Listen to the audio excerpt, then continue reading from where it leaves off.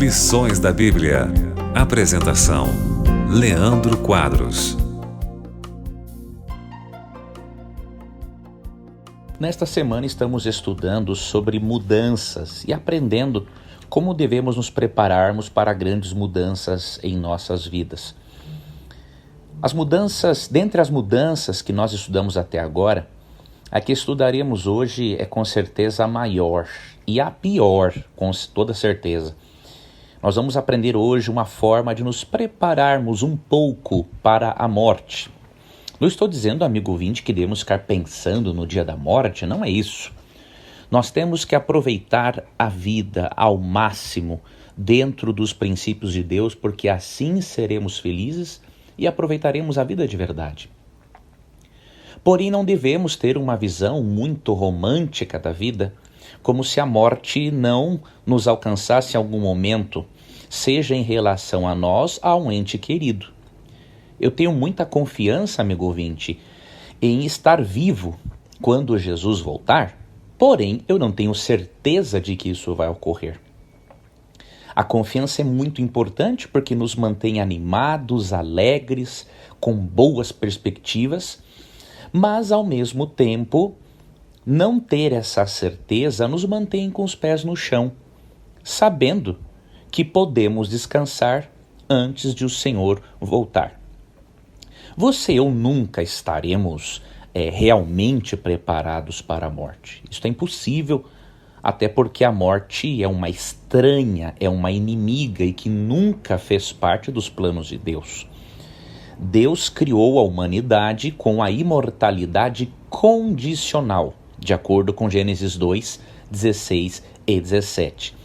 Isso significa que para a humanidade continuar imortal, deveria obedecer a Deus, para estar diretamente ligada à fonte de vida que é Deus. Como isso não aconteceu, nos afastamos de Deus, perdemos o acesso à árvore da vida, como diz Gênesis 3, 22 a 24, e por isso degeneramos, e como consequência de nossa degeneração celular, morremos. Então a morte é uma estranha, e você e eu nunca estaremos plenamente preparados para a morte. Todavia, podemos amenizar a nossa dor, podemos tirar de nós este medo excessivo, porque Jesus Cristo, amigo ouvinte, é o vencedor da morte. E essa é uma excelente notícia e é uma informação que nos prepara, porque se Jesus Cristo é o vencedor da morte, Ele pode dar a vida eterna a todo aquele que crer nele e o aceitar como Salvador. Em Apocalipse 1,18, lemos sobre Cristo o seguinte. Vamos ler 1, 17 e 18. Quando o vi, caí a seus pés como morto, porém ele pôs sobre minha mão direita, dizendo, não temas, eu sou o primeiro e o último, e aquele que vive. Estive morto, mas eis que estou vivo pelos séculos dos séculos, e tenho as chaves da morte e do inferno. Esta palavra inferno aqui no grego se refere ao mundo dos mortos ou sepultura na compreensão hebraica. Então Cristo está dizendo o seguinte, por ele ter morrido sem merecer por nossos pecados e por ter sido ressuscitado, ele tem as chaves ou o domínio sobre a morte e a sepultura. Isso significa, amigo ouvinte, que ele pode dar novamente a vida para quem ele quiser, e ele quer dar a vida a todos aqueles que o aceitarem como Salvador pessoal. Por isso você não precisa temer a morte. Você deve sim evitá-la, ter um medo de certa forma saudável, mas não alimentar pânico ou fobia, porque a morte não é o fim de tudo para aquele que crê em Jesus, pois haverá o dia da ressurreição, de acordo com João 6, verso 40. A Bíblia diz, amigo ouvinte, que a morte é uma inimiga, né? Em 1 Coríntios 15, 24 a 26, a Bíblia não chama a morte de amiga. Isso significa que a morte não é um momento em que o seu e o meu espírito ou alma se direciona para o céu. Se o nosso espírito ou alma fosse para o céu ou para um lugar intermediário, a morte não seria chamada necessariamente de inimiga, pois ela estaria nos fazendo um favor em permitir que o nosso espírito ou alma se aproximasse de Deus. Como a Bíblia chama a morte de inimiga, isso significa que a morte realmente é o cessar da vida, da consciência, e a pessoa só voltará a ter consciência após a ressurreição. E em 1 Coríntios 15, 24 a 26 lemos: E então virá o fim, quando ele entregar o reino ao Deus e Pai, quando houver destruído todo o principado, bem como toda a potestade e poder. Aqui se refere aos anjos demoníacos, né?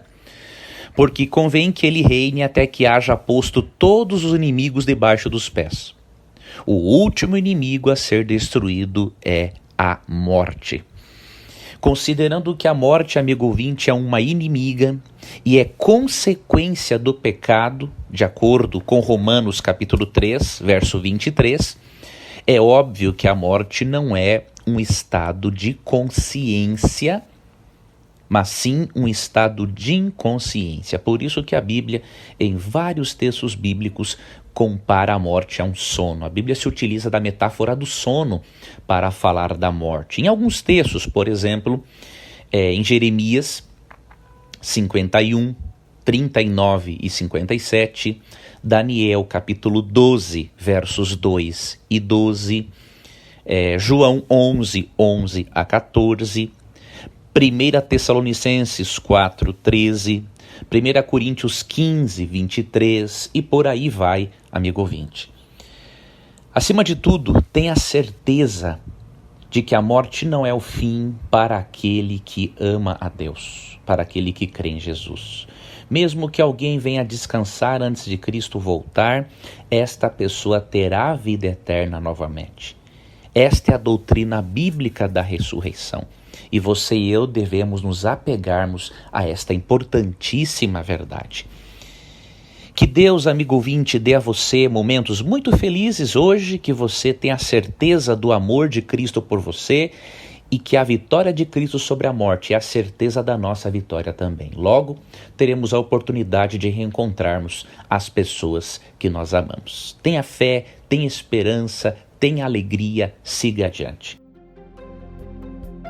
Você gostaria de receber a programação da Rádio Novo Tempo e também o programa Lições da Bíblia via WhatsApp? Você tem essa oportunidade agora. Você pode acessar ADV, A de amor, D de dado, V de Vitória, adv.st/Rádio Novo Tempo. Ao acessar, você pode cadastrar-se e receber este programa, além de outros conteúdos exclusivos diariamente. Cadastre-se, é grátis, é prático e com certeza você estará também compartilhando esperança com outras pessoas. Fique com Deus e obrigado por acompanhar mais um programa Lições da Bíblia.